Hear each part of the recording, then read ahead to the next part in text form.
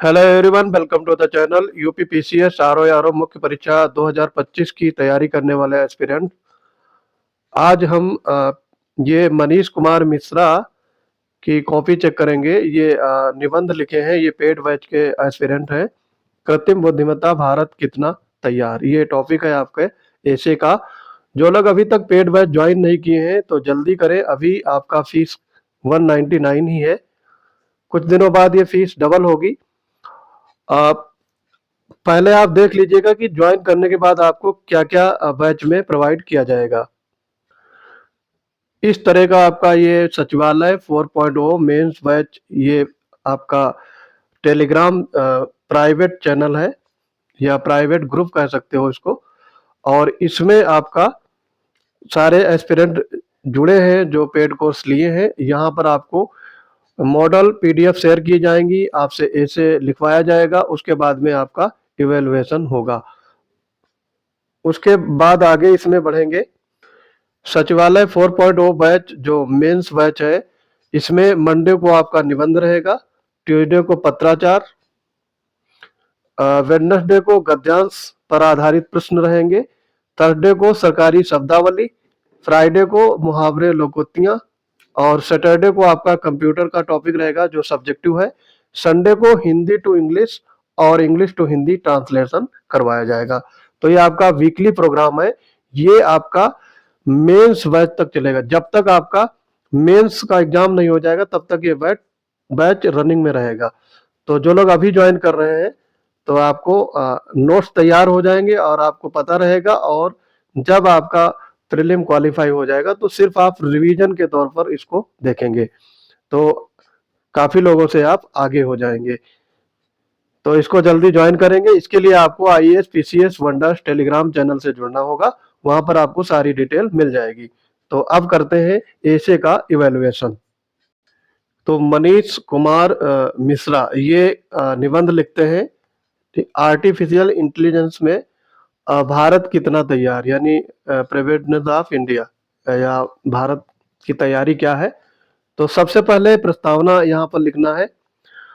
मिश्रा जी ने देखो यहाँ पे एक गलती की है, यहाँ पे 1 से 1.5 इंच आपको गैप करना चाहिए था, उसके बाद में लिखना है। मैंने सारे जो ऐसे इवेलुएट किए हैं, मॉडल ऐसे डाले हैं, उनमें ये बात सबसे पहले बताई है। तो यहाँ पे गैप से स्टार्ट करेंगे।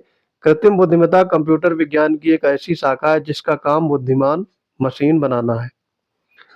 सरल शब्दों में कहें तो आर्टिफिशियल इंटेलिजेंस का अर्थ है एक मशीन में सोचने, समझने और निर्णय लेने की क्षमता का विकास करना है। आर्टिफिशियल इंटेलिजेंस को कंप्यूटर साइंस का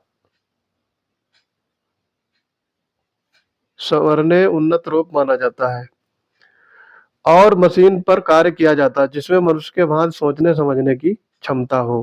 कृत्रिम बुद्धिमत्ता या आर्टिफिशियल इंटेलिजेंस की शुरुआत 1950 के दशक में ही हो गया था। यहाँ पर हो गई थी लिखना चाहिए था, लेकिन इसकी महत्ता को 1970 के दशक में पहचान मिली। आर्टिफिशियल इंटेलिजेंस का प्रयोग कंप्यूटर, गेम, प्राकृतिक भाषा संस्करण, प्रवीण प्रणाली, दृष्टि प्रणाली और बुद्धिमान रोबोट, मेडिकल प्रणाली इत्यादि में हो रहा है। थोड़ा सा इसमें राइटिंग में सुधार करेंगे ताकि एग्जामिनर को पढ़ने में आए और आपका राइटिंग अट्रैक्टिव होना चाहिए। अर्थात आर्टिफिशियल इंटेलिजेंस का प्रयोग कंप्यूटर सिस्टम या रोबोटिक सिस्टम तैयार किया जाता है जिन्हें उन्हीं तर्कों के आधार पर चलने का प्रयत्न किया जाता है जिन तर्क के आधार पर मानव मस्तिष्क काम करता है। अब यहाँ पर देखो एक चीज सबसे बड़ी यहाँ पे ये है कि इन्होंने प्रस्तावना में कई सारे पैराग्राफ कर दिए हैं। आपको प्रस्तावना में केवल एक पैराग्राफ देना है और 100 से 120 वर्ड के भीतर लिखना है। आपको 100 से 150 भी लिख सकते हैं, इससे ज्यादा आपको प्रस्तावना में नहीं लिखना है। अब इनका मुख्य पार्ट भी समझ में नहीं आ रहा है कहाँ से इन्होंने स्टार्ट किया है। तो ये सारी चीजें निबंध लिखने के समय ध्यान रखनी होती हैं। एआई कंप्यूटर द्वारा नियंत्रित रोबोट और मनुष्य की तरह सोचने वाला सॉफ्टवेयर बनाने का एक तरीका है एवं एआई के पास जो गुण है वो मानव के पास नहीं है। ये आर्टिफिशियल है, ये मनुष्य से इस प्रकार अलग है कि मनुष्य के शारीरिकता के कारण उसकी एक सीमा होती है तथा एक निश्चित श्रम के पश्चात मनुष्य को आराम की आवश्यकता होती है, जबकि एआई से निर्मित उपकरण निरंतर कार्य कर सकता है अथक निरंतर कार्य कर सकता था। इससे मानव जीवन को सरल बनाने में महत्वपूर्ण भूमिका निभा रहे हैं। फिर आगे है, अब ये देखो मेन पार्ट ही होगा यहाँ पे। भारत अपनी अर्थव्यवस्था को डिजिटली बनाने के साथ साथ सरकारी कामकाज को भी आर्टिफिशियल इंटेलिजेंस से जोड़ने की दिशा में कार्य कर रहा है। भारत सरकार द्वारा राष्ट्रीय कृत्रिम बुद्धिमत्ता रणनीति जारी की गई है, जिसके तहत शिक्षा, कृषि, स्वास्थ्य सेवा, smart cities, infrastructure, smart mobility और ट्रांसपोर्टेशन आदि क्षेत्रों को एआई से जोड़ने पर फोकस किया गया है। दिसंबर 2020 में, अब यहाँ पे इंग्लिश वर्ड नहीं लिखना है, हिंदी में ही लिखना है। अगर लिखना भी है तो उसको PWC ये हिंदी में लिखेंगे। फार्मो का एक वैश्विक नेटवर्क द्वारा जारी रिपोर्ट के अनुसार भारत कोरोना महामारी के बाद एआई में 45% का प्रयोग किया, जो कि विश्व के सबसे अधिक। सभी देशों की तुलना में robotics, virtually reality, cloud technology, big data, AI का इत्यादि क्षेत्रों में उपयोग कर उल्लेखनीय प्रगति कर भारत निकट भविष्य में चौथी औद्योगिक क्रांति का सूत्रपात संभावना की तलाश कर रहा है। इन्होंने अंडरलाइन वर्क किए हैं, ये अच्छी बात है। अंडरलाइन अगर कर सकते हैं तो और ज्यादा ही अच्छा रहेगा निबंध लिखने में। नोबेल प्राइज विजेता वैज्ञानिक डेनियल कहनमैन ने कहा है कि एआई मनुष्य को लगभग सभी क्षेत्रों में पीछे छोड़ सकता है। मानव एआई के आगे टिकने की क्षमता नहीं रखता। अतः जिस प्रकार हर सिक्के के दो पहलू होते हैं, वैसे ही एआई के भी दो पहलू हैं, एक सकारात्मक तो एक नकारात्मक। मशीनों का कार्यों को करने के लिए, यहाँ पे समझ में नहीं आ रहा क्या लिखे हैं ये। कार्य को करने के लिए किया जाता मनुष्य को काम करने में सहायता करेगा। इसकी सहायता से जटिल कामों को जल्द समय में पूरा किया जा सकता है। बहुत सारे पैराग्राफ इन्होंने बना दिए हैं, इतने ज्यादा पैराग्राफ नहीं बनाने हैं। प्रस्तावना के बाद में आपको मेंस पार्ट में 2 या 3 पैराग्राफ देने हैं। पीसीएस वाले 4 पैराग्राफ दे सकते हैं। आरओ मुख्य परीक्षा वाले केवल 3 ही पैराग्राफ मुख्य पार्ट में देंगे।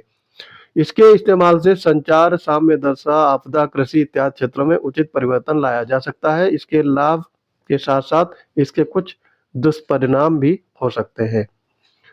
पॉइंट वाइज लिखना अच्छा रहता है, लेकिन ऐसे में पॉइंट वाइज लिखना ज्यादा बुद्धिमानी नहीं होगी। आपको पैराग्राफ के हिसाब से लिखेंगे तो ज्यादा ही अट्रैक्टिव रहेगा। एआई में मनुष्यों के स्थान पर मशीनों में उनके व्यापक प्रयोग में बेरोजगारी की समस्या उत्पन्न होगी। बैंक, कारखाने, चिकित्सा इत्यादि क्षेत्रों में एआई में मनुष्यों के स्थानों एआई में मनुष्य के यहाँ पे क्या है, संस्थानों या स्थानों में काम लिया जाएगा। मशीनें स्वयं ही निर्णय लेने लगेंगी, तो ऐसे में मनुष्य के लिए खतरा उत्पन्न हो जाएगा। एआई आश्रित मनुष्य की रचनात्मक शक्ति का अस्तित्व खतरे में आ सकता है। भारत में एआई का इस हद तक उपयोग को देखते हुए नीति आयोग के पूर्व सीईओ अमिताभ कांत के अनुसार एआई देश में व्यवसाय के तरीकों को बदलने जा रही है, विशेष रूप से समावेशी। अब यहाँ पे समावेशी में समावेशी ऐसे लिखा जाएगा, तो ये वाली सार नहीं रहेगी। कल्याण के लिए नवाचारों में इसका प्रयोग हो रहा है। स्वास्थ्य देखभाल के क्षेत्र में क्षमता बढ़ाने, शिक्षा में सुधार लाने, नागरिकों के लिए अभिनव शासन प्रणाली विकसित करने और देश समग्र आर्थिक उत्पादकों में सुधार के लिए देश एआई को स्वीकार करने के लिए तत्पर है। राष्ट्रीय स्तर पर एआई की रूपरेखा, आगे की राह इन्होंने इसमें बताई है। तो आगे की राह आपको लिखने की जरूरत नहीं है, इसमें आपका जो कंक्लूजन पार्ट रहेगा, उपसंहार, उसमें ये अंडरस्टूड होता है। बनाने के लिए नीति आयोग के उपाध्यक्ष की अध्यक्षता में एक समिति का गठन किया गया है, जिसमें शिक्षाविदों तथा उद्योग जगत को प्रतिनिधित्व किया जाएगा। इनका कंटेंट बहुत अच्छा है, लेकिन इनकी लिखने की शैली थोड़ा गड़बड़ है। पिछले कुछ वर्षों में विभिन्न कारणों और मुद्दों को लेकर कृत्रिम बुद्धिमत्ता बराबर चर्चा का विषय बनी हुई है।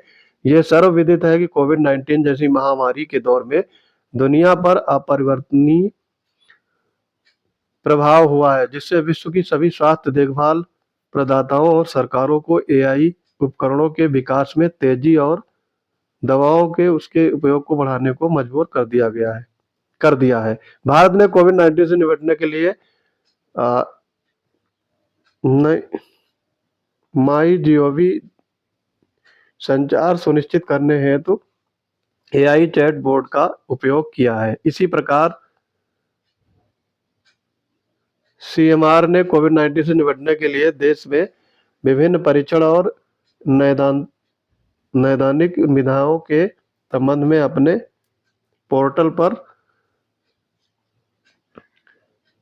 वॉइस असिस्टेंट का प्रयोग किया है। वर्तमान समय में एआई लोगों की जरूरत बन गई है, जिसके बिना लोगों का जीवन अधूरा सा लगता है। किसी भी टेक्निकल या जटिल काम को करने में एआई की आवश्यकता कहीं न कहीं पड़ जाती है। ये सामाजिक प्रगति के क्षेत्र में महत्वपूर्ण भूमिका निभाने वाला एक प्रमुख साधन होता जा रहा है और निभा भी रहा है। इसलिए एआई को नकारा नहीं जा सकता। एआई लोगों की जरूरत बन गई है। तो दोस्तों, ये इन्होंने देखो, इनका कंटेंट काफी अच्छा है, इनके लिखने का तरीका गड़बड़ है, इसलिए इनको 40 में मैं 25 मार्क्स दूंगा आउट ऑफ 40, क्योंकि अगर लिखे होते तो ये 30 के ऊपर जाते, 32 33 तक मार्क्स इनको मिल सकते थे। तो आई होप ये वीडियो आपको पसंद आया होगा। इन सब की पीडीएफ या अन्य स्टडी मटेरियल अवेल करना चाहते हैं तो IAS PCS wonders Telegram channel से जुड़ जाएंगे। और कोई क्वेरी है तो आपका कमेंट बॉक्स में स्वागत है। मिलते हैं अपने अगले इंपॉर्टेंट वीडियोज में, तब तक के लिए पढ़ते रहिए। जय हिंद।